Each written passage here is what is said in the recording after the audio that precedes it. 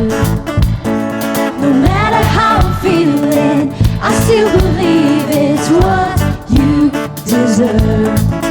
All my grace belongs to you. All my grace belongs to you.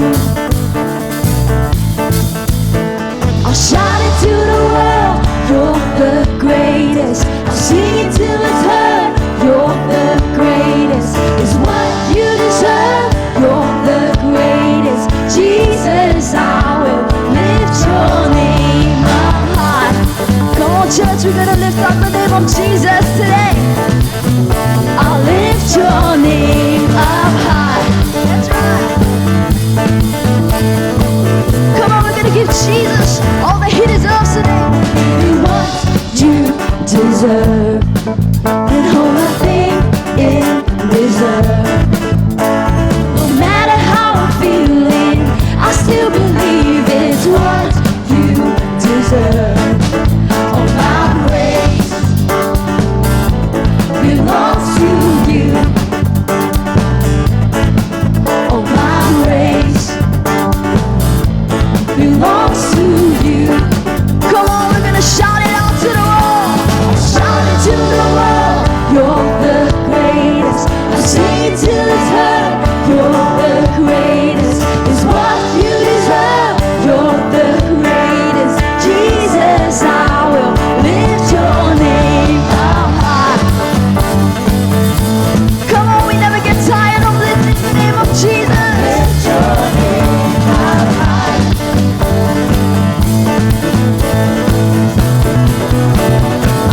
We declare, let everything that has breath praise the Lord, for He is worthy to be praised.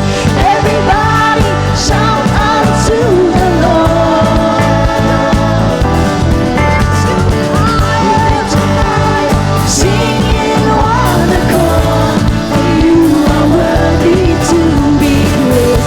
Everybody shout unto the Lord. That's right. You're the greatest. Come on, that's right. You're the greatest. Jesus, there is no one like you. You're the greatest. Jesus, I will lift your name up high. Lift your name up high. Lift your name up high. Let everything that has breath praise the Lord. Just come on, we sing. Let everything that has breath praise the Lord, for He is worthy to be praised. Everybody shout out to the Lord. Come on, let us song of joy. We lift you higher, sing in one accord, for you are worthy to be praised.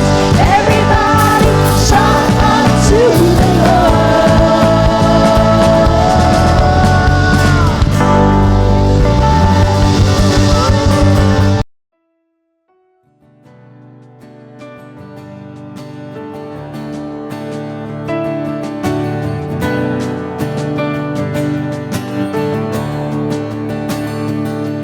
The weapon may be formed, but it won't prosper. Never darkness falls, He won't prevail. God knows only how to triumph. My God will never fail.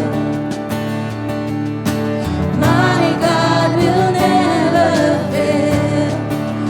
I'm gonna see a victory. I'm gonna see a victory. For the battle belongs to you, Lord. And I'm gonna see a victory. I'm gonna see a victory. For the battle belongs to you. Good afternoon. I am Dr. Khay. It gives me great pleasure to welcome all of you participants to our forum entitled pandemic psychological wellness and distress, thriving beyond survival. So just to let you know, this is a Christian event and it's run by the Medical Fellowship at the Sidang Injil Borneo Church in PJ. The Medical Fellowship was started more than 4 years ago so that the doctors, nurses, allied healthcare in SIB Church can be a blessing to the community around us through medical education.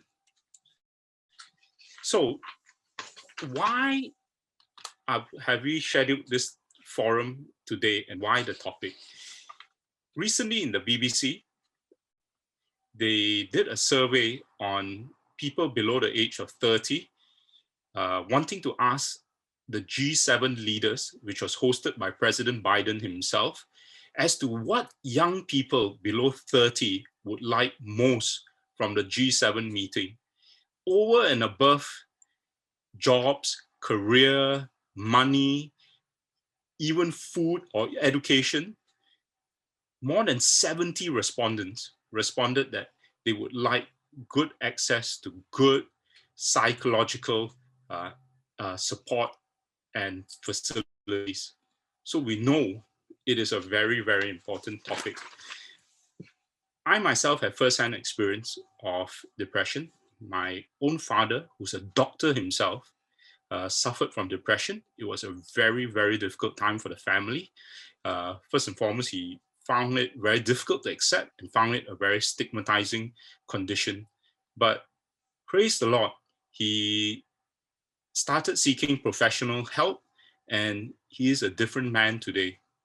So it is high time that we treat psychological problems like depression, for example, as an illness itself, no different from high blood pressure, diabetes, or anything.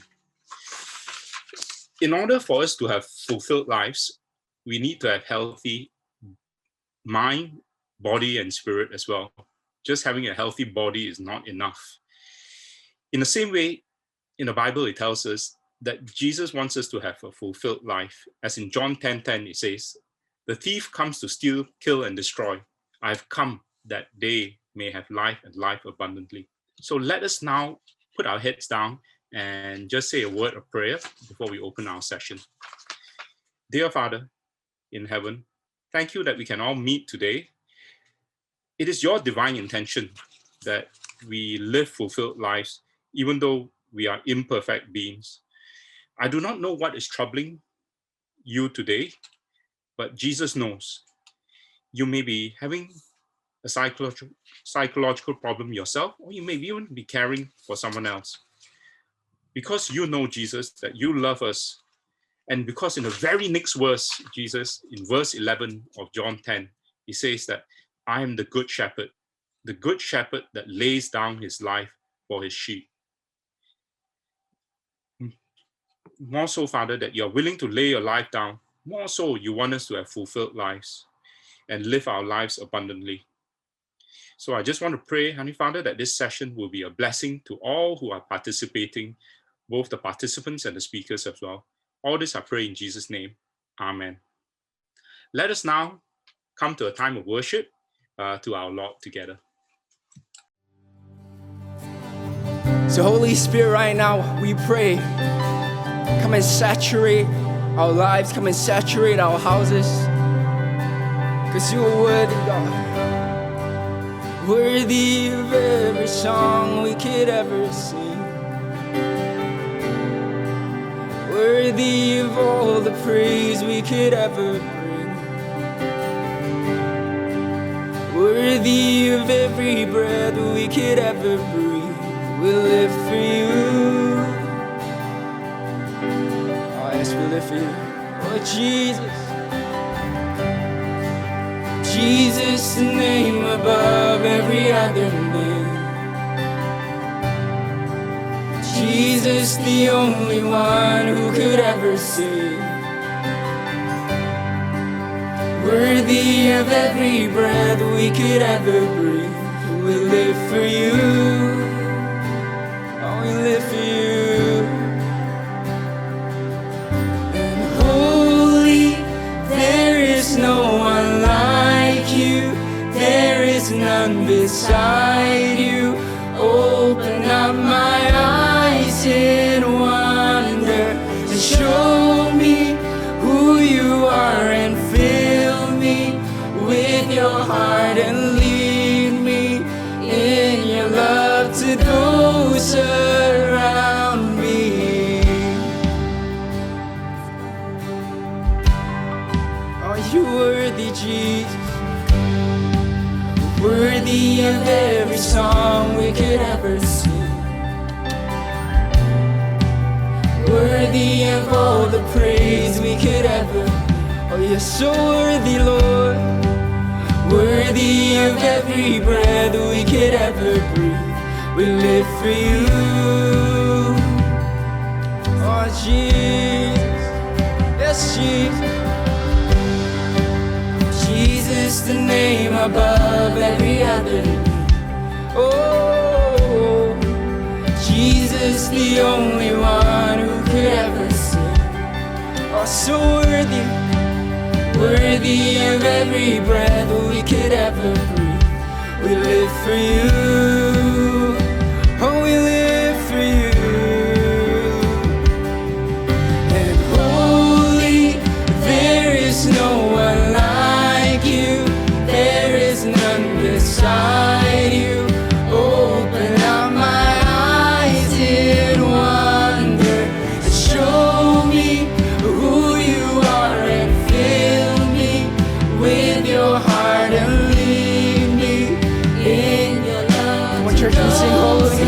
Holy are you, God. And holy, there is no one like you. There is none beside you. Open up my eyes in wonder and show me who you are, and fill me with your heart and lead me in your love to those around me. So holy are you, God. Oh, Jesus. Oh, Jesus. I will put my trust in you, and you alone. Come on, we declare. And I will build my life upon your love. It is a firm foundation, and I will put my trust in you alone, and I will not be shaken. And I will build my life upon your love. It is a firm foundation. I will put my trust. I will put my trust in you alone.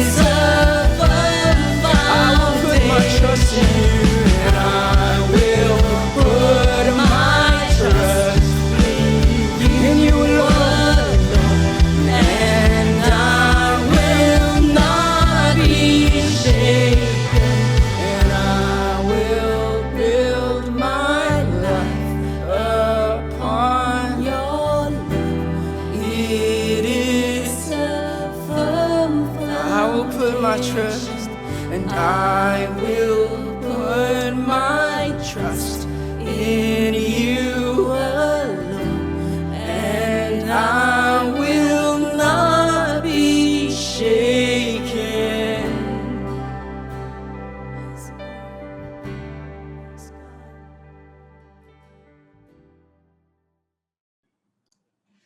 Hello, everybody. Thank you for this wonderful time of worship. I am Dr. Ong, and I'd like to welcome you all to this Zoom Health Talk, which is organized by the SIB Medical Fellowship.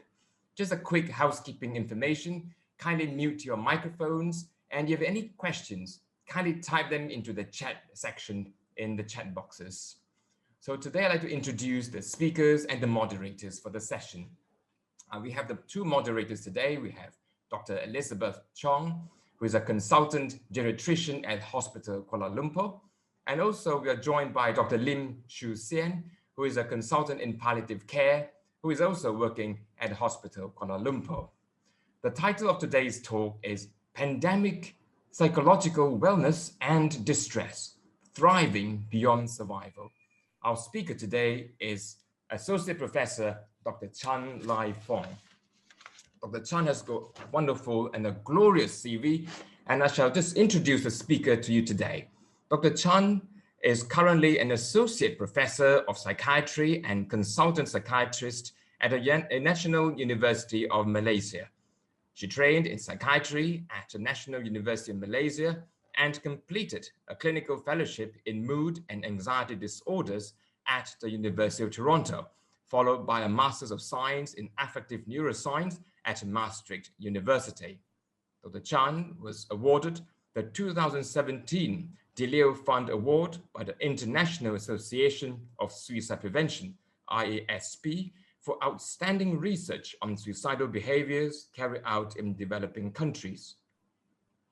Dr. Chan's current areas of research focus include suicide prevention among healthcare workers, media safe messaging, and pesticide suicide prevention.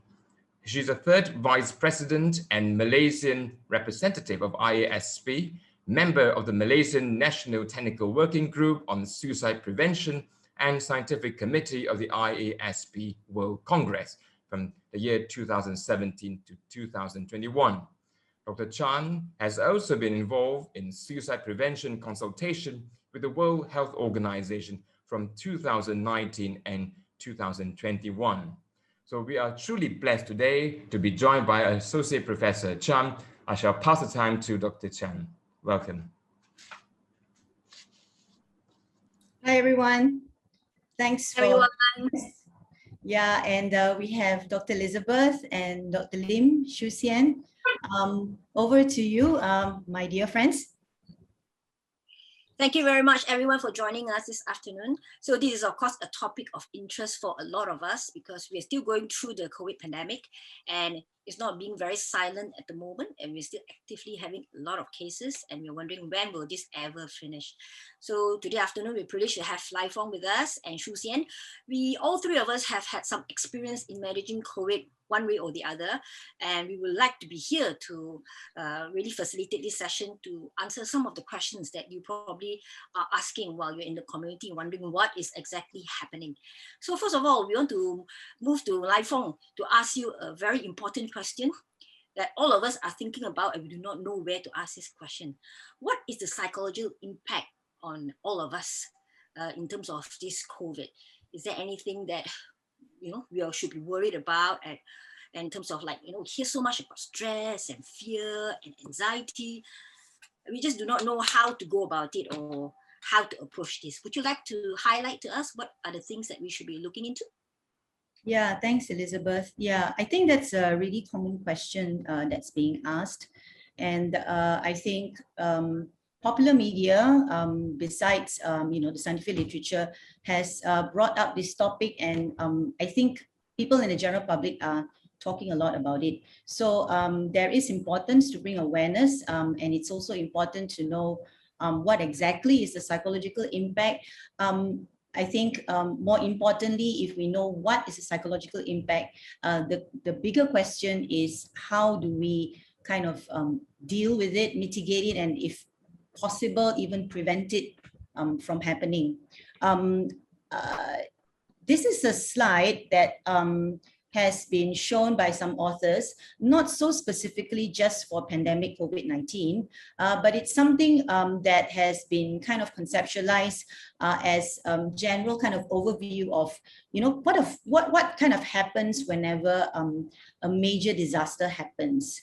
Some of it may be relevant to COVID-19 pandemic, and some of it might not be so specific to that.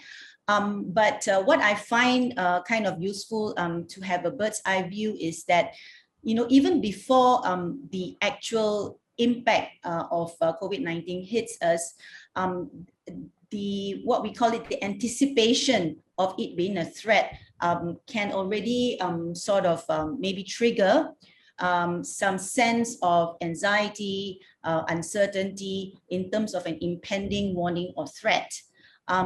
Countries around the world have already kind of been struggling with the initial COVID-19 kind of like impact overall, even before it was declared a pandemic by WHO in March of last year. I think none of us here would have kind of imagined that this thing that's on us is dragging on till today. Many of us were kind of hoping that, okay, you know, we'll kind of get over it after a couple of months, but it's stretched on and on and on, and it feels as if the end is nowhere near us. So, you know, like Elizabeth has mentioned, this sense of, I think the most that most of us are feeling is this sense of uncertainty. And this sense of uncertainty is difficult to struggle with and to cope because we do not know what the future holds. And sometimes that causes anxiety, worries, and so on and so forth. But on the flip side, I think besides the so-called negative psychological impact, some people also talk about social cohesion, which we'll talk about a little bit at the end. But I think the pandemic also gives an opportunity and a platform for the community to band together and to just kind of like respond towards this disaster in a really with a sense of togetherness. I've actually experienced a lot of it myself personally, and even in the context of the church. I think Elizabeth remembers early in the pandemic, you know, there was this whole struggle about how do we keep safe, how do we help support the frontliners, and the whole issue of the lack of PPE, the protective gear. And I think we went through a lot of ups and downs, but I think throughout that whole experience, I learned a lot of things. I grew, I made new friends, and that was really a wonderful experience. Something that might not be so great might be when it's dragging on and on. Some of us may actually feel discouraged, disillusioned, and there is that kind of sense as well. And we'll talk about it a little bit more, but I would like to see it and frame it as also an opportunity for a new beginning and rebuilding. So some stats that's actually public domain from the Star, and this is from one helpline, the Befrienders Malaysia, which is one of the oldest and most established crisis helplines that we have in Malaysia. It's also Befrienders worldwide. And you can see from this infograph, there are many reasons for people calling into Befrienders for psychological support. Sorry, okay. And some of the reasons are, I think, easy to understand why people are calling in. There are psychological issues such as anxiety, stress, depression. There are issues surrounding relationships, be it within the family or the marriage or the parent-child, and as well as social problems, and of course, economic issues and job-related issues. So the existence of psychological support in terms of helplines is really, really important because it's just a phone call away. Somebody who is there to listen and actively listen. And sometimes though, the problem may not be so easily solved immediately, there is at least that comfort of not being alone, and that somebody is ready to actually lend a listening ear. So maybe, any thoughts, Elizabeth, Xian, or anything you guys want to add? I'll just stop share for a while. Okay, looking into this area, in particularly at my practice, I look at a lot of more elderly patients or persons in the community. So it is very real that this pandemic has hit the elderly population a lot as well. So there are some of the pointers for if you are someone above 60 and working and wondering, what am I going to do during this pandemic? 3 things that you need to keep in mind. Number 1, always be physically active. Please do not restrict yourself from not doing activity because you're restricted to be in the house. Make sure you even can exercise in the house, out in your garden, and even the shopping once a week for your groceries is a form of good exercise. You are allowed to go out and do exercises out of your house, so maybe don't find a crowded time that everyone go around and do their exercise, but you could go for little strolls in the evening when no one's around. It's pretty safe. Please do that. Secondly, please keep yourself mentally healthy. I know you said, wow, it's very difficult. It's all technology now. Well, my mom is 81 and she can still do it. She can join YouTube. She can join services. I'm sure you can try to do something about it. And maybe what she did was to find some long lost friend and have a chat with them, catch up with them, read a book, learn a new language, draw some art, do some journaling to keep yourself mentally healthy. That's good. And third of not least, of course, you should have some social contact. You're saying that, oh, I don't know how to go and socialize with people, but even just maybe go out of your house and just from far away with your neighbor, when they go to work or they're outside, just say a hello. That is very important, just to realize that there are other people around. Sometimes you're inside the house and wondering, what am I doing here? What is going on? Is it true, all this COVID thing? It is real. So do continue to communicate with people and get connected. Well, if you are a young person, you're wondering, how am I going to help my mom? She's so far away, she's in another state. So one of the good things that you could do for your parents if they're alone is to maybe keep tabs on them. So try to tell them, oh, I'll call you twice a week, okay, just to check on you. It's very important for them. It's a sense of security that someone is checking on me. If something happened to me, at least someone knows about it. There are a lot of single elderly who are very able and living at home. They're living with fear, but without telling their children or people around them. And I've got so many patients who do not go to hospital for their follow-ups and take their medications in the fear of COVID. They come in very sick. So please don't do that. If your parents need to go to a hospital and they usually go by themselves, maybe you can check on them. Should I bring you this time, so that they feel more secure that there's someone with them? They can go to the hospital in a very safe manner and get their regular treatment. That's very important. And of course, if you chat to them, please don't send all the old people are going to die messages about COVID and stuff like that. It might be true, but if they don't get COVID, you don't need to paint an extremely bleak and negative picture and all of them sitting at home thinking, when is it my turn? It's not like that. So if they don't get COVID, they won't die. So give positive reinforcements, things like, wow, things are getting better, we got vaccine, more people are getting vaccinated, you have been vaccinated, so things will be better. It's important to give, especially the elderly who are lonely, a hope. If you keep giving negative messages, this Delta variant and all that lot, you do not need to bog them with all these worries in their lives. I think we should be, more positive. Things are in a way looking better, although slow. But what we need to do is make sure that psychologically we are well. Otherwise, very difficult to move on physically. So that's the elderly point of view. Back to you, Lai Fong. Yeah. Let me just quickly share this kind of infographic with you to just recap what Elizabeth has mentioned.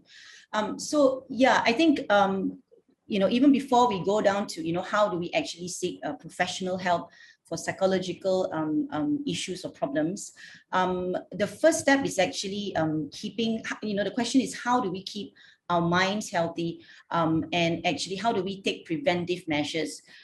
So this infographic actually basically sums up what Elizabeth had just mentioned. The internet is a double-edged sword. It's such a boon to have the internet now. Without the internet, we can't even be having the Zoom today. And because of physical distancing, without the internet, it would be virtually impossible to connect with our loved ones. So, but I think the issue is about a healthy balance, about how we actually have what we call social media diet, perhaps. We always talk about physical diet, exercise, eating well, but I think what's coming out in this pandemic is that we need to be very aware and very mindful of our media diet and taking breaks from the news.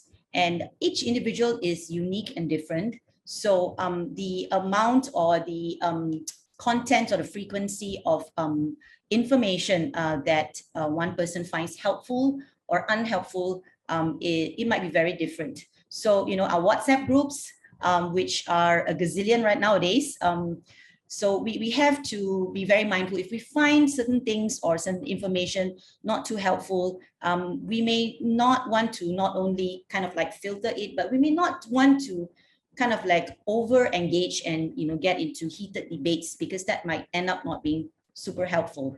The other thing I would like to kind of share is this thing called the Healthy Mind Platter. It's something developed by a psychiatrist, Dan Siegel, which I also find helpful to share as a summary. So there's 7 essential mental activities, so to speak, for maintaining mental health. As you can see, it actually doesn't only focus on the so-called mental, strictly psychological things, because as a human being, the person cannot be kind of separated so strictly and rigidly from the physical being, the spiritual being, and the mind or the mental being. So yes, we need to have some kind of structure in our day, and to have our activities kind of sort of scheduled in a sense, not too rigidly, but that gives us focus and the ability to concentrate on particular tasks. So we also need to intentionally kind of like make time to play. Not only do kids play, but I think adults, young people, elderly also. I really remember the information that Elizabeth shared in the previous talk. You can even do physical exercises sitting on a chair. Even if somebody is perhaps wheelchair bound, if they can still move their upper limbs and to a certain extent some parts of their body, they can actually still do some level of physical exercise. And that's super important, not only for maintaining physical health, but when we exercise, our so-called natural endorphins are also released, and that is our quote-unquote feel-good hormones in our bodies. And connecting is so important. I will not belabor that point. And the other thing I think sometimes we kind of forget is the reflection time. I've personally found this super helpful, and I'll just share a little bit of a personal experience. Last year, October, I signed up for BSF, Bible Study Fellowship, and it was kind of accidental, because a church friend kind of texted my husband, hey, this is the link for BSF, kind of like an invitation. So I was a bit capo, and I kind of like, okay, call my husband, let's join this together. And I was completely clueless. So when we entered the Zoom, there was this whole Zoom room filled with brothers in Christ. So they were kind of like a bit stunned when both of us, me and my husband, joined it. And they were extremely polite. But we figured there was something was a bit off. We were like, what's going on? And then my husband put on the mute and said, hey dear, I think this one is only a males only group. So they were too polite to say, excuse me, this is not for you. So I just made some kind of excuse and exited it, but I joined the ladies BSF, and that was such a tremendous blessing to me because it was a very structured, discipline kind of weekly thing where there was homework and there was deep reflections. And that really helped me, because I think in my 20, 30 over years in my Christian walk, I never actually had that experience of delving into the Bible and, having all those questions in discussing with other members in such a deep and translational way. And it was not just about Bible stories. We did Genesis and the stories of how Joseph overcame trials and tribulations, how Jacob overcame trials and tribulations. That was, I can say without exaggeration, that it was life transforming for me. So I think this making time for reflection is such a powerful thing. as well as, of course, sleep time and downtime. And those sleep seems super basic. We sometimes cut back on that, myself included. One sort of like short summary would be to say that besides kind of like watching our social media diet, watching our hygiene on sleep is so important, because that's the time when we literally shut off from the worries and cares of daily routine. And that's when we literally allow our bodies and our minds to rest enough, so that the next day comes when we are refreshed and we are recharged and we are re-energized. Yeah, I think, yeah. Those are very important words. The words I keep hearing is connecting with people, don't stay alone, and also always be with people, seek help, find ways to actually rejuvenate, find ways to enjoy life, because life is tough. COVID is tough. There are many struggles that we are seeing, struggles with finances, struggles with staying at home, struggles with isolation. I think that we need to compartmentalize to an extent, and also start to see the good side of life also. Don't keep just seeing all the unnecessary WhatsApp messages that people are sending out, telling all sorts of scary things, and a lot of times they are not true. And by reading those, it doesn't help the situation, because a lot of times you're already fearful and we could become even more fearful. One thing I would like to say is that don't feel sad or ashamed if you are actually finding, if you feel very sad, you feel very depressed, it's not something to be embarrassed about. Seek help, seek to connect with people, which I think this word is very important, connect. Yeah, I think that's so true, Xian. Allow me to just quickly again share this bit about stress and anxiety. The thing is, we usually associate stress with a very negative view. But I think a more holistic view of stress would be that stress is an adaptive response to a threat. For us as human beings. The question is the stress constructive or is the stress counterproductive? So a certain amount of stress actually is necessary for us to function. And if you can see from this graph, it's actually called the Yerkes-Dodson graph. It's an inverted U relationship between how levels of stress actually correlate with our level of performance. So as you can see, if there's like zero arousal or zero stimulation or zero stress, we can actually slip into this boredom zone. It's not really good because we're not actually utilizing our capacity to actually function well. So some level of stress is actually important for us to keep alert, engaged. And the optimal level of stress is important for us to grow and to learn.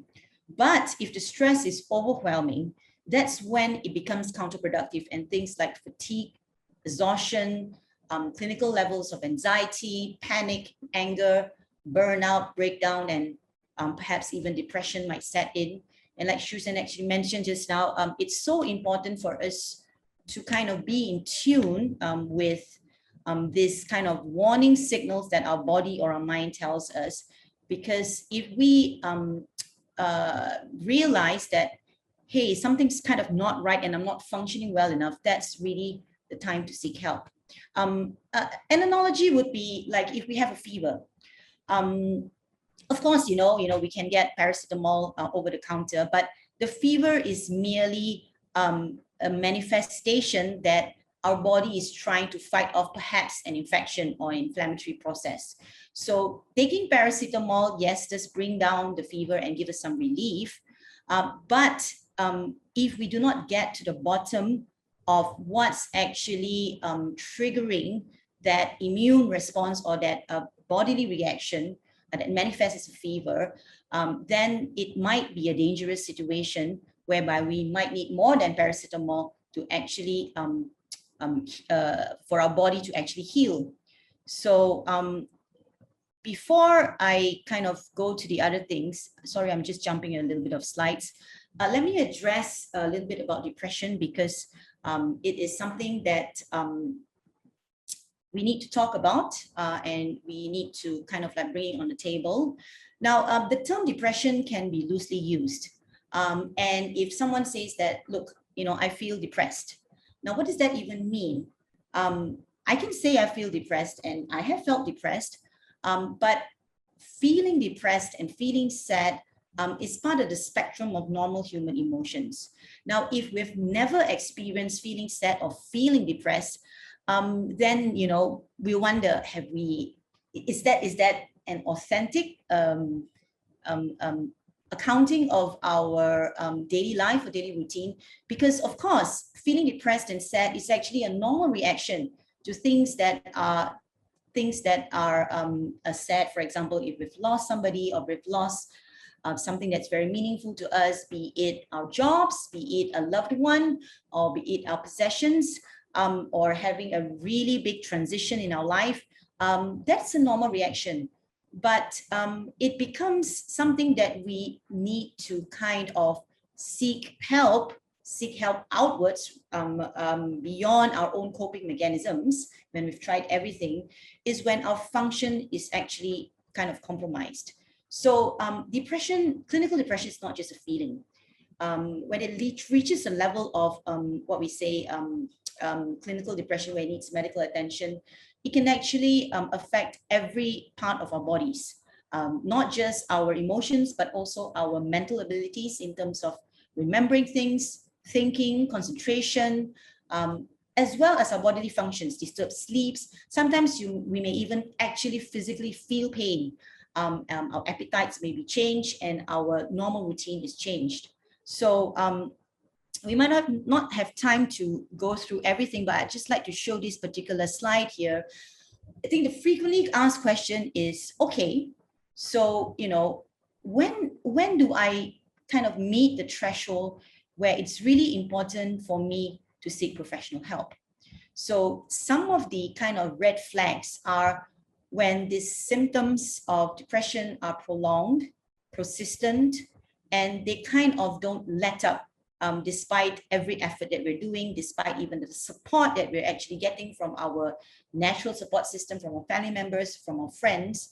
And it's lasting as kind of like, it's a bit arbitrary, but we do use kind of like 2 weeks as a guide for us to have some idea. If it's beyond 2 weeks, is a bit much, and we really need to kind of reach out to seek professional help.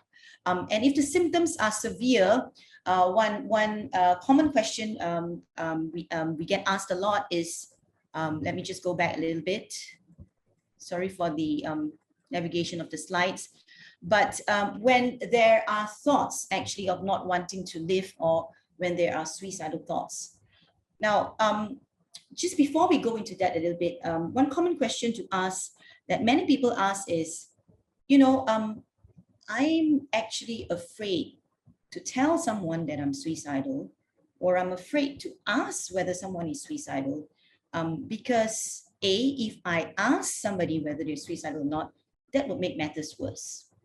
If I ask, maybe the person will become even more suicidal, or maybe even if that person was depressed and not having suicidal thoughts, it will somehow create those suicidal thoughts. Now, that's a myth. We can talk about suicide or suicidal thoughts in a safe manner. But I think the deeper question is, are we comfortable about talking about it, and are we kind of like in that position or that space, whether you are the person expressing it or whether you're the person hearing it, do we feel comfortable enough to actually hold that emotional distress at that moment? And of course, we have to acknowledge that it's something very difficult to talk about, because yes, suicide is a very taboo topic. And in our faith, it's also something not easy to talk with, because there are a lot of, how shall I say, prohibitions and barriers, religious prohibitions to it. But maybe for starters, we can get the conversation going is, if somebody actually expresses thoughts of not wanting to live, one helpful response as somebody who wants to support this person in that really vulnerable space is to validate their emotions. And how do we mean by validate? Now, sometimes people kind of misunderstand that if I, kind of like say it's okay to talk about suicide, that means that I'm condoning suicide. I think these are two very different things that we have to differentiate from. Now, for example, if somebody says, I feel as if, I'm at the end of the line, I don't see any more meaning in life, a natural, concerned response from a well-intentioned person might be, but why do you think that way? You have everything going in your life. You have a wonderful family, you have a wonderful job, and why are you thinking about suicide? What about all those thousands and millions of people in Africa who are dying of hunger? What about people who actually have COVID and are in the hospital? You're so much better off than them. Why are you even thinking about suicide? Now, actually it makes a lot of sense logically to have all these kind of like thoughts in your mind, but if you're putting yourself in the position of somebody who's actually experiencing suicidal thoughts, that may not be the most helpful response, because then the person who's actually having those suicidal thoughts may feel not safe enough to even talk about it and to even go further, because they might feel that, okay, I'm just burdening my friend. My friend is probably not ready to listen to all my stuff. I'm not going to unload on this person, so I'll just keep it to myself. So I think the message is, if somebody actually expresses suicidal thoughts, what we can do, anyone can do, is be a listening ear. And yes, it might feel as if you're not sure what to do, and we can talk more about that in a bit. But know that you're not alone. As a friend, as a family member facing a person who's suicidal, know that there are many, many resources, whether it's lay resources or whether it's professional resources, to help support somebody who's suicidal. You don't have to walk that journey supporting a suicidal person alone.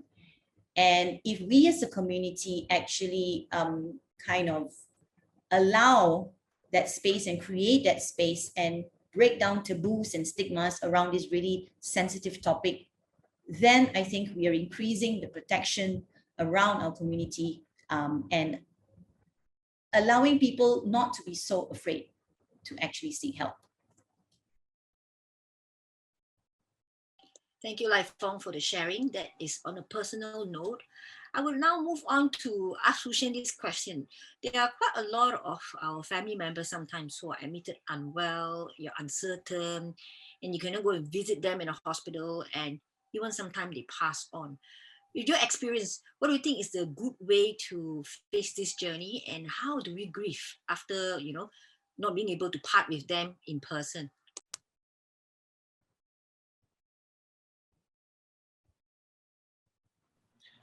So one of the things that I think that it's very hard, which is one of the worst things that can happen, is that we are unable to see our family during the last phase of time.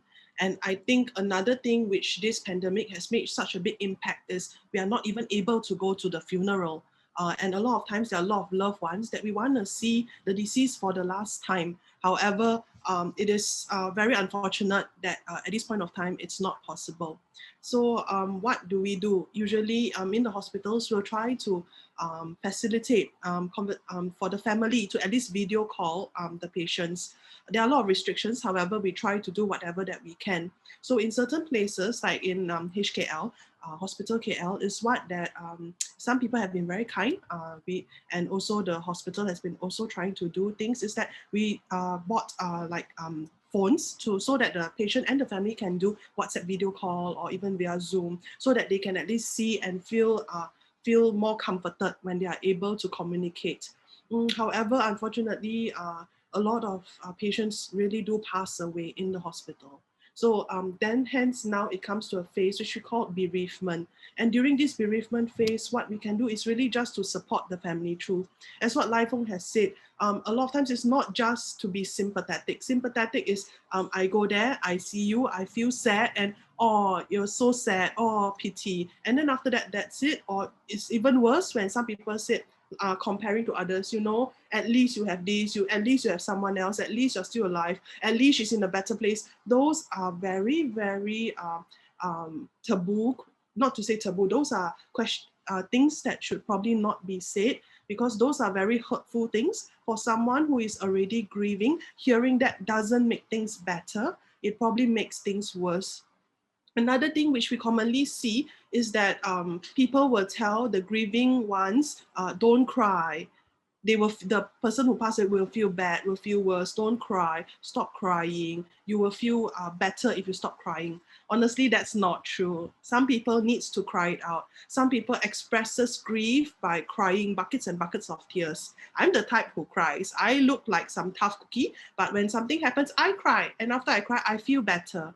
But there are some people at the same time who do not cry. They keep quiet. They slip it off. It is okay. So what we can do during this time is to just be with them. Whatever they need, sit by them. Don't need to say anything. Be comfortable with your presence there. They will feel comforted, and help them with practical things. If they need food, get them food. If it's not eaten, just get them something simple. If they need their house needs to be clean, or their children that needs to be fetched to school, or their groceries that need to be bought, help them in simple and practical matters. And one thing is, if they talk about dying, a lot of times during the grieving phase, we will say that, I wish I was the person there. I would have died for my mother. I would have done this. It is not to say something that's abnormal. It is something common. But there is one thing that must be aware of. If they start to say things that I am thinking of jumping down the building, or they are not able to do anything, then these are signs that look for help. And if you have a loved one who is in that phase, encourage them. First of all, be with them, make sure they are safe. Second is encourage them to seek help. It is not something shameful to see a psychiatrist. It is not something shameful to see help. It is not shameful to call befrienders or look for counselors. Everyone needs one at a point of time, whether be it our personal circle or a professional circle. So please seek help. Thank you so much, Xian. What I heard from Xian and Lai Fong both are, we should really be looking out for people around us who need any form of help. And if we could, we just help whatever we can. It's nothing very complex, but sometimes it's just basic needs, and to have someone to be sitting next to you, beside you, to do something. So moving on back to Lai Fong again, what is a real practical help that we could get if we really get into a mental crisis? And the whole talk so far has been quite somber. Is there actually anything good that come out of the pandemic that we can share so that we'll be more positive in facing the whole thing? Yeah, thanks, Elizabeth. Yeah, I think it's really, how shall I say, we need to know what to do in a crisis. I think that's the key thing. Yeah, I can share some slides, but I think beyond just sharing slides or talking about theoretical things, just give me 1 second. Hopefully you guys can see it at the moment. Is that viewable? Okay. So in the first place, what is a mental health crisis? I think we've talked a little bit about when somebody is actually expressing thoughts of not wanting to live anymore, and maybe at the verge of actually in the act of ending one's life. That is an emergency. Now, if we think about, for example, somebody actually having a heart attack or actually collapsing from medical emergency, we won't think twice about if somebody's on standby and knows how to do basic life support, they'll do that, and they'll call 999 immediately to get the ambulance. But a mental health crisis, sometimes not many of us may be very prepared. First of all, how do we recognize what is a mental health crisis? When somebody's actually verbalizing suicidal thoughts, besides actually allowing that space to listen to, not judgmentally, it's really, really important to be present and be with the person, and literally hold this person's hand and encourage this person to seek professional help. Now, if this person is actually very, very near an attempt, and it's a very scary situation, the individual cases would differ from case to case, but the main recommendation is please bring the person to the hospital. ED is open 24/7. So there will be a healthcare professional who's seeing you. Now, in a position where somebody might actually be having a crisis and they feel that they don't have anyone to turn to, be it a family member or a loved one, there is always a crisis helpline that's available. We'll show some resources in a while, whereby somebody on the other end will be able to listen to you and to walk you through whatever you're experiencing at that moment. Sometimes a little bit different from a suicidal crisis would be if somebody is actually having a different type of mental health crisis, whereby besides actually potentially being harm to self, we might be in a situation whereby there might be a situation that might be other people might be actually at risk of harm if somebody who is in a mental health crisis is extremely behaviorally agitated or might be actually exhibiting manifestations of what we call psychotic symptoms, hallucinations. Now, that's not the time to actually kind of argue with this person or so-called talk this person out of it. Remain calm and get help immediately. I mean, if we do not know how to actually respond to that situation, make sure you yourself are safe, and you can actually call 999 and help will actually come, whether it's the ambulance or whether it's paramedics. So these are actually the hotlines that are actually available. 999 is, basically the national hotline that is to the police, that is to the hospitals, and so on and so forth. At the moment, for COVID, there's also hotlines set up by the Ministry of Health, where it's called the CPRC, it's the Crisis Preparedness Response Center. And also there's actually Talian Kasih. We haven't had a chance to talk much about it, but I'll just like to address it to a certain extent. Just now when we mentioned a little bit about when there is imminent danger of someone else being hurt or harmed, we may be actually in a difficult situation whereby domestic violence or domestic abuse, where family member, a loved one, or even children's safety might be at risk. Now, this is when the Talian Kasih, the 15999 or the mobile number is actually available. There are actually counselors 24/7 who are trained to actually respond to such a situation. And depending on the severity and urgency of the situation, help can actually come literally to your doorstep. But what's important is for the public to actually know that help such as this exists. As you can see, there's counseling, there's protection, there's welfare. There's also the collaboration of Mercy Malaysia with Ministry of Health. They call it specifically the Talian Sokongan Psychosocial or Psychosocial COVID-19 helpline. And these are all the helplines. Again, people at the other end actually have received some level of training to psychologically support any caller who's in a crisis or is distressed. So I'd just like to talk a little bit about this slide. When we talk about hotlines and crisis lines, it's very interesting. I personally find it really interesting because the first ever crisis line was actually founded by this person who was a clergy. I believe he was priest. Chet Vara. He was the founder of Samaritans. In Malaysia, it's not called Samaritans. Befrienders is kind of like an offshoot of Samaritans, but right, I think in the 1950s, this was already founded, and it was because of this particular priest. Sorry about that. Let me just put it back in slideshow. This priest who actually completed doing a funeral of a young person who died by suicide. And so he was asking himself, there must be a way that we can extend help to people who are actually in a suicidal crisis. There must be. If people call 999, if there is a physical emergency, there must be a psychological line.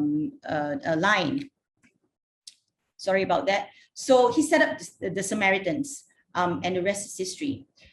At this point of time, there are also other lines that are set up by other organizations. We'll give these resources to the participants of this meeting, no problems.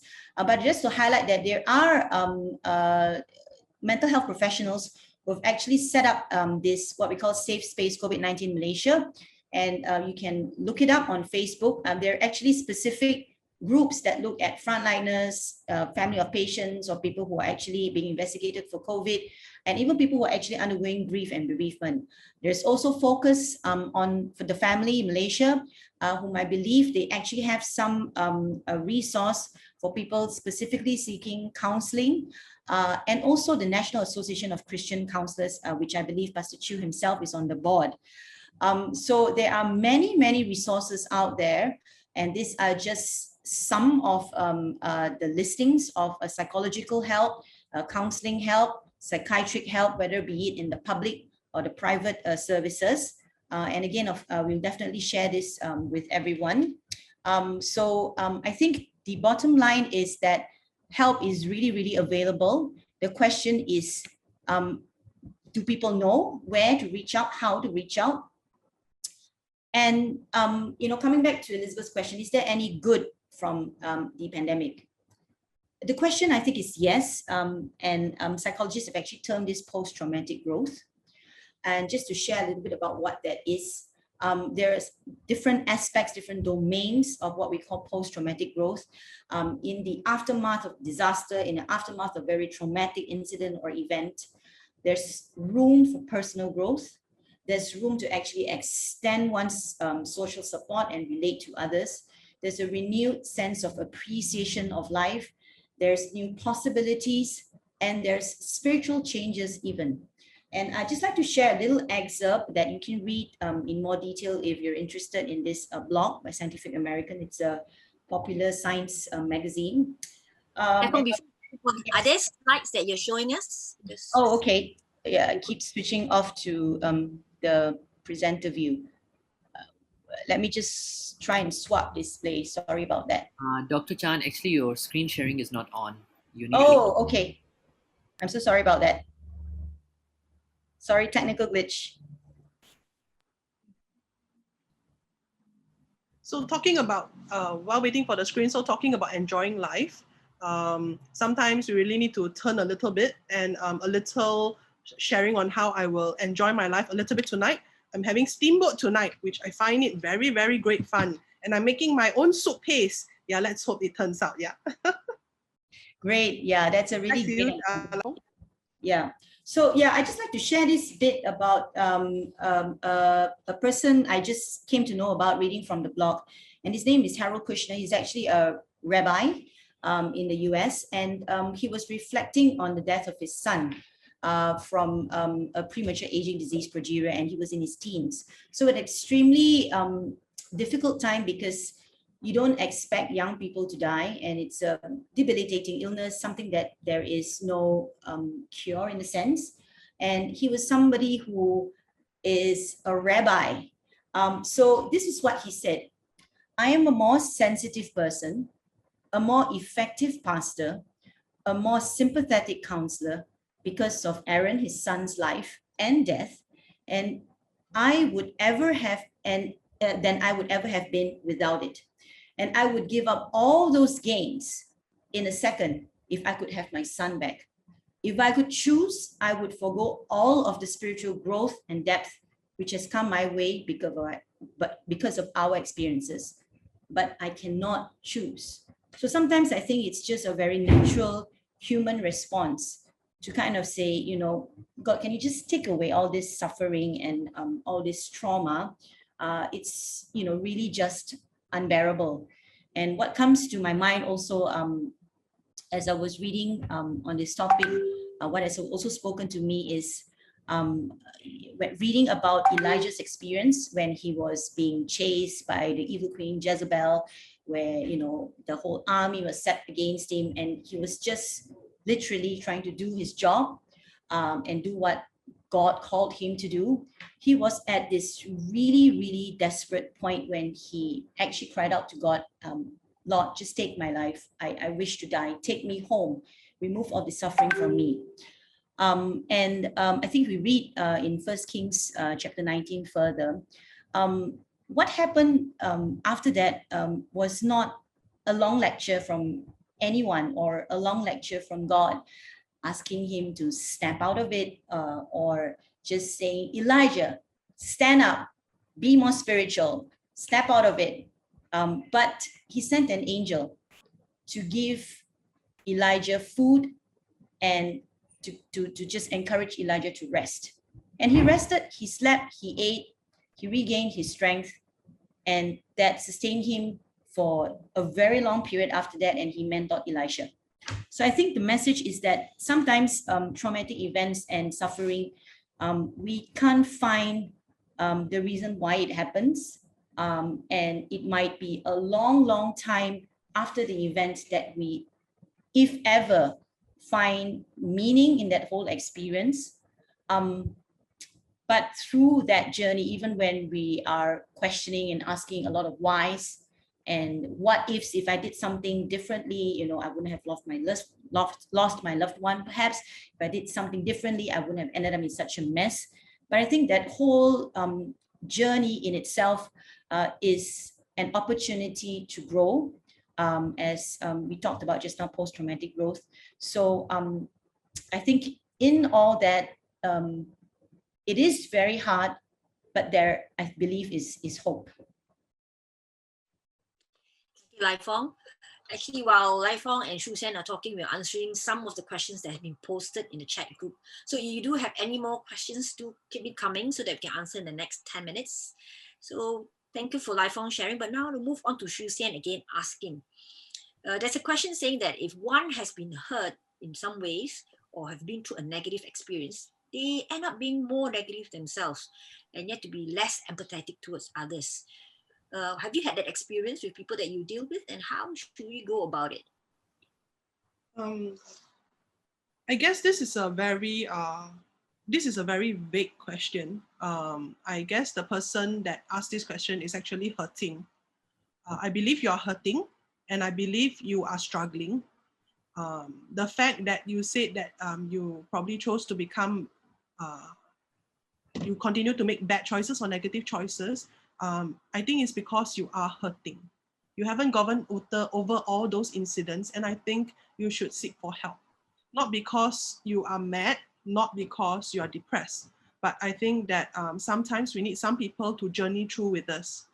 Throughout my own life, I will say that I have been through some incidents that have made me bitter, with good support from friends, family, and of course, God is always my biggest support. God is always the one that I turn to. And also with a counselor who is my godfather, who guided me through, and also my church friends and cell group who helped me through. It brought me out of that. God taught me to forgive, God taught me to let go, and it changed my attitude to an extent. So the question you asked is a very deep question. Why do people make bad choices? Honestly, there is a reason why, but it is always a very personal thing. So if you can contact our team, scan the QR code later, contact our team, and we will try to journey with you through this difficult time. Thank you, Xian. There's another question coming out asking, Lai Fong, is it common if someone, let's say, talk about being depressed and suicidal, then we spend time with them, they got better, then again, it crop up again after 2-3 days, you know, it's not like a consistent thing, but they seem to not be able to get out of that cycle, and it's repetitive, and you think, I'm not going anywhere with this person. Is it common? Is it because it's early days, things will get better, or is this really something that we need to do about to get help? Yeah, thanks for the question. I think what I caught on was 2 to 3 days, it repeats itself, 2 to 3 days, it repeats itself. I think that it's important to recognize that we've touched on a little bit just now, that especially during this trying time, we will all have certain reactions, and we might get angry, we might be very depressed, but if a person is suicidal, that is a really big flag and a red flag to actually seek professional help. Yes, we can start with calling crisis lines, and that's important. But I think that a longer term, more feasible option is to actually help this person and come alongside this person to actually seek professional help, professional mental health services. Because I think that on one hand, as a person who's trying to support somebody who is probably clinically depressed or suicidal, we, as a family member or as a friend, we are really important as one of the people in the many people that is there to support someone who's actually having mental health challenges or even a mental health crisis. But that burden does not only fall on the family or the loved one.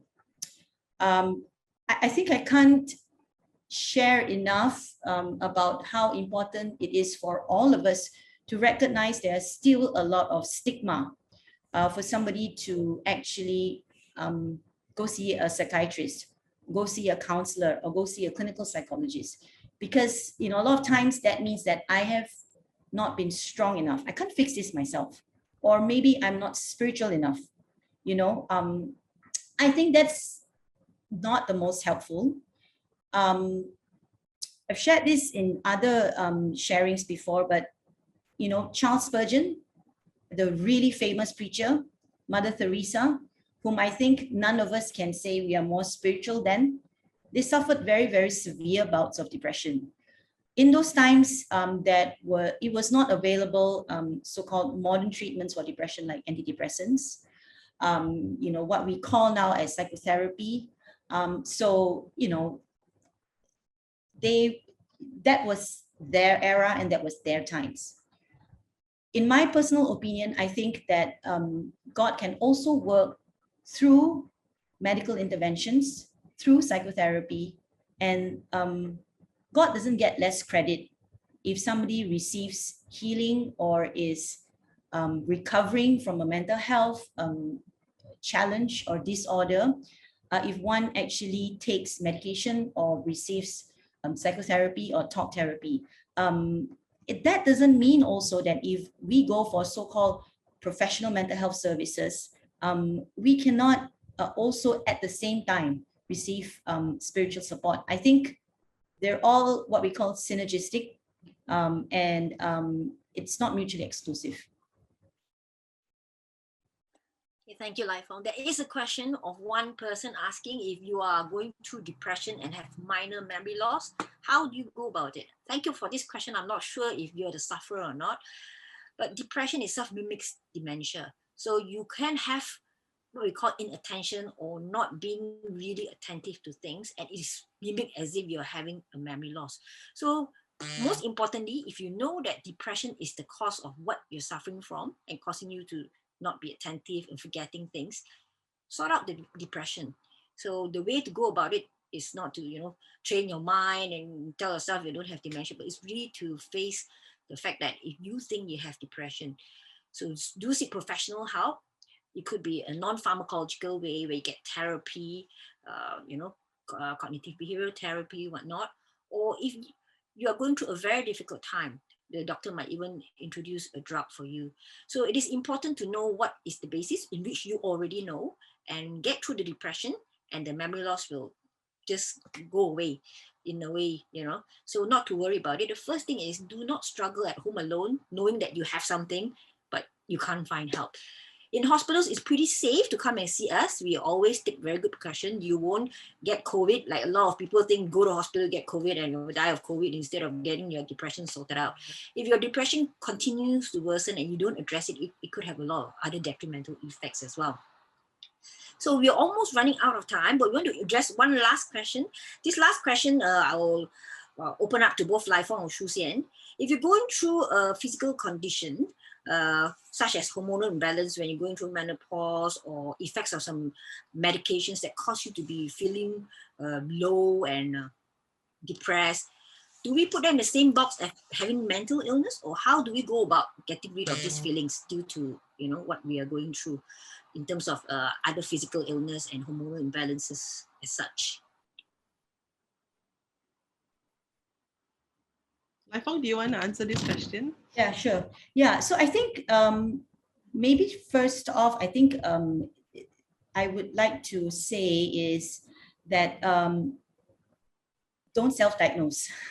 So if you think that you may be experiencing some depressive symptoms and you're on certain medications and you are maybe receiving treatments for certain hormonal imbalance, the first thing to do is check in with your doctor, your healthcare professional. So whoever is actually, you're receiving treatment from, have a chat with your particular doctor, and it's usually easier to talk to your regular doctor because there's that, what we call that therapeutic alliance already. You kind of have confidence in your doctor, you trust your doctor. Run it by your regular doctor, run it by a professional consult. I know it's also very common in our community to, ask a friend who happens to be a doctor. There's nothing wrong with that. But I would like to kind of add extra caution in the sense that, when we approach friends, and that's myself included, because, even though I'm a doctor, I can't fix everything about myself and my family members. We definitely can get opinions from our friends, especially when, the discipline is like not our own discipline, for example. And we have a right to get information as well. Anybody, general public. But bear in mind that an informal kind of friendly, what we call corridor consult or a WhatsApp message back and forth is no, it cannot replace a proper medical consultation whereby you can then be properly examined by your doctor, take full history, do physical examination, run bloods and all that. And if your particular doctor in discussion with you feels that they need to refer you to a mental health professional or to another specialist who may be more specialized in hormonal imbalances, for example, then more than one healthcare worker or more than one doctor will be working together with you as a patient in collaboration so that all your issues are well taken care of. So not only is the not aloneness kind of working out as a patient, for example, I myself also have to remind myself many times that I don't work alone. I have many colleagues that I can refer to and I consult with so that we can properly take care of my patient. So it doesn't only become my patient, but it becomes our patient. So please reach out for proper professional help. Thank you, Lai Fong. Thank you, Elizabeth. I really learned a lot today. I love it when Lai Fong speaks and Elizabeth, I love their talks. I always try to go for it whenever I can. So thank you very much, everyone, for joining this session. We really appreciate your participation. I hope you also had a good time and also at least may be able to bring some take-home message. So the take-home message today, for me, I will say is probably connect. Don't be afraid, don't be alone. Yeah, this is tough, but we believe that things will get better. Yeah. So don't focus only on the sad part. Live, you have to live life. You have to enjoy life. I'm going to enjoy my steamboat later. Find something to enjoy tonight. When I feel sad, one of the things at the end of the day, I will just ask God, let me just count my blessings. And when I start counting 1, there's 2, there's 3, there's 4. And there is always more than 20 after I sit and calculate. I thank God for my family. I thank God I have a good place to stay. I thank God for aircon. I thank God for hot water to shower. I thank God for good food. I thank God that I am well. I thank God that I am safe. I thank God for my family. So when you start counting the blessings, small things, then you start to realize, oh, wow, I am very blessed. So we hope you have enjoyed the session. Feel free to contact us. There is a QR code. Our team will also be there on standby. If you are suffering, please scan. Please allow us to journey with you. Do not be ashamed. Thank you very much. Back to you, Dr. Ong. Thank you for the wonderful session, and I have learned a great deal. And thank you for sharing what you're eating for dinner tonight, right, Dr. Lim? Well, looks like I'm ready for my dinner as well. But before you all go away, I'd like to invite you to our next session, which is on a topic on a career in medicine for me. So this is a particular talk for students, who may be considering a career in medicine, or any parents who may want their children to study medicine. So this forum will be held in September, and the exact date and the link will be publicized on the website, in the church website. So I think we will have a link, and can someone share the link for the prayer link? Because I think for those of you who have attended and have felt that you want to have prayer, please, we invite you to come forward for prayer, because prayer is powerful. As the scripture says, do not be anxious about anything, but in every situation, by prayer and petition, with thanksgiving, present your requests to God. So scan the QR code. If you felt that you need to be prayed for and you want somebody to journey with you, because you are not alone. We might be distant physically, but we are always here connected through the virtual platform. So scan the QR code and someone will be in touch with you. I'd like to close this session with a simple prayer. So let us come together with prayer. Father Lord, we thank you for this wonderful session. We have been blessed by the sharing from Professor Chan, Dr. Chong, and Dr. Lim, with their wealth of experiences and words of wisdom. We are so grateful for your presence, even though we are all physically locked up in our homes, distanced, but we are connected in a virtual way. Father, I know your presence is always with us, and you will always comfort us in times of trouble. God, I pray that you will heal and mend the brokenhearted and binds up their wounds. The Lord is close to the brokenhearted and saves those who are crushed in spirit. And I pray in the name of Jesus, Amen. Well, thank you everybody for joining us today, and we shall see you next time. I hope to see you again. Goodbye now.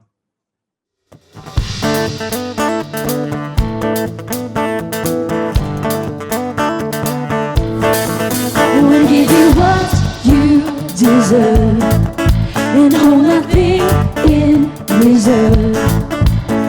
No matter how I'm feeling, I still believe it's what you deserve. All my grace belongs to you. All my grace belongs to you. I'll shout it to the world, you're the greatest. I'll sing it till it's heard, you're the greatest. It's what you deserve, you're the greatest. Jesus, I will lift your name up high. Come on church, we're gonna lift up the name of Jesus today. I'll lift your name up high. That's right. Come on, we're gonna give Jesus all that he deserves today. Give you what you deserve and hold nothing in reserve. No matter how I'm feeling, I still believe it's what you deserve. All my praise belongs to you. All my praise belongs to you. Come on, we're gonna shout it out to the world. Shout it to the world. You're the greatest. I'll sing it till it's heard. You're the greatest. It's what you deserve. You're the greatest. Jesus, I will lift your name up high. Come on, we never get tired of lifting the name of Jesus. Lift your name up high.